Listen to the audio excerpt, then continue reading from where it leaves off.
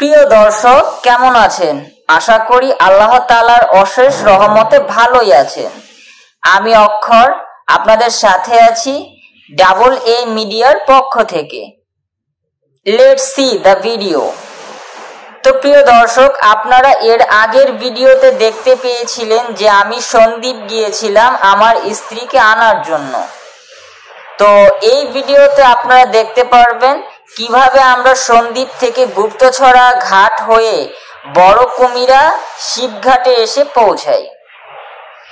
তো একটা কথা বলে রাখি, এর আগের বার যখন আসছিলাম তো ওয়েদারটা আমি এত ভালো পাই নাই, আর ওয়েদার ভালো না পাওয়ার কারণে পর্যাপ্ত বৃষ্টি এবং উত্তাল সাগরের সম্মুখীন আমাদের হতে হয়েছে। বাট আল্লাহ তাআলার অশেষ রহমতে এখনকার ওয়েদারটা অনেক ভালো, অর্থাৎ কোনো বৃষ্টি নাই, সাগরও উত্তাল না, সাগর আল্লাহর রহমতে শান্তই ছিল। আর সন্দ্বীপের কথা শুনলে এই বৃষ্টির জন্য অত্যন্ত ঝামেলা মনে হয়। তো গাইস, আপনারা আমার সাথে আমার প্রিয়তম স্ত্রীকে দেখতে পাচ্ছেন। তাকে নিয়ে 1 মাস 10 দিন পর আমার নিজ বাসভবনে চলে যাচ্ছি। আবার হয়তো কোনো একদিন আসবো আমার শ্বশুর বাড়িতে। তো এটা হচ্ছে সন্দ্বীপের ঘাট, গুপ্তছড়া শিবঘাট। এখান থেকেই যে কোনো স্পিড বোট যোগে কিংবা লঞ্চ স্টিমার যোগেও আপনি বড় কুমিরা যেতে পারবেন। আর বড় কুমিরা হচ্ছে চট্টগ্রামের যে শিবঘাট সেইটা, আর গুপ্তছড়া হচ্ছে সন্দ্বীপেরটা। তো আকাশের যে ওয়েদারটা, এটা দেখে মনটা একটা অন্যরকম সুন্দর লাগে।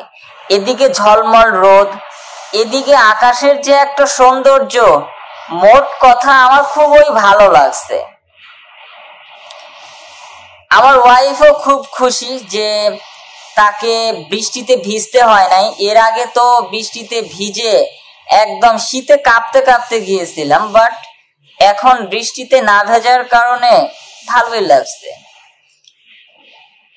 তো উত্তাল সাগর এক সময় ছিল, এখন আর উত্তাল সাগর নাই, এখন হচ্ছে শান্ত সাগর। খুব সহজেই এখন মনে করেন যে গুপ্তছড়া থেকে বড় কুমিরা যাওয়া যাবে।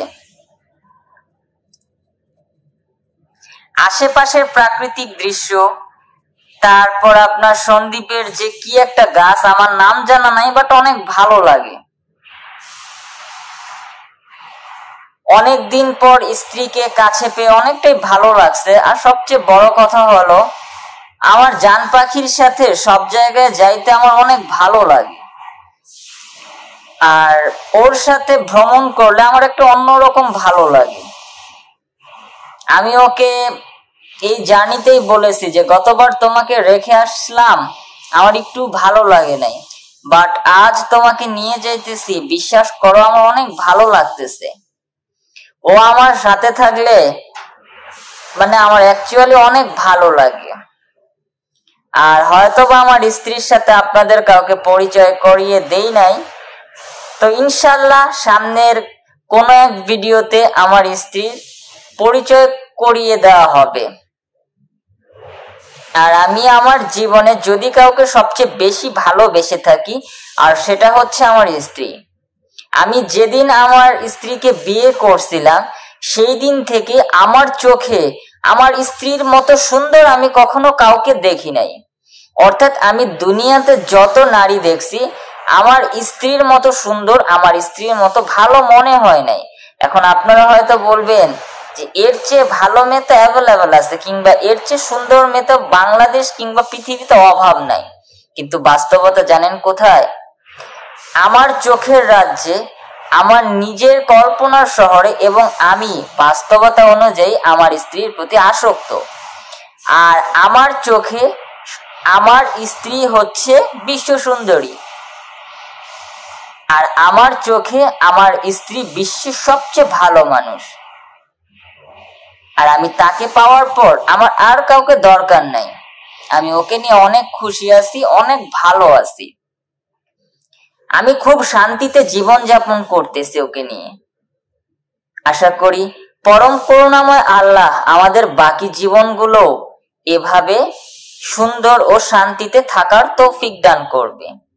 তো প্রিয় দর্শক, দেখতে দেখতে ভিডিওর শেষ মুহূর্তে আমরা, তো আশা করি আমার এই চ্যানেলটা সবাই সাবস্ক্রাইব করবেন, লাইক করবেন, শেয়ার করবেন এবং অল নোটিফিকেশন বাটনটা চালু করে রাখবেন।